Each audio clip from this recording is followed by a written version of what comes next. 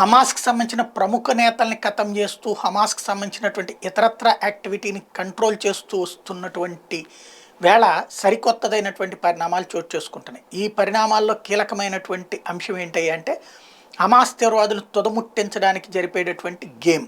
అది ఏ స్థాయిలో ఉంటుందన్నటువంటిది చూడాల్సినటువంటి అంశం. ఎందుకు అంటే హమాస్ తీవ్రవాదులకు సంబంధించినటువంటి ఆర్థిక మూలాలకు కారణమైనటువంటి ప్రపంచ దేశాలు ఇచ్చినటువంటి రూబెల్స్ కావచ్చు, డాలర్లు కావచ్చు, ఎన్స్ కావచ్చు, ఇట్లాంటి డబ్బులన్నింటినీ తీసుకెళ్ళి ఎక్స్చేంజ్ చేసి పెట్టేటువంటి ఆర్థిక వ్యక్తిని లేపేసింది Israel.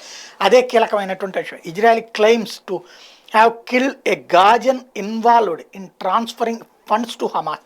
Israeli armed Shin Bet in a joint statement said that Subi Farwan was killed in an airstrike in southern Gaza.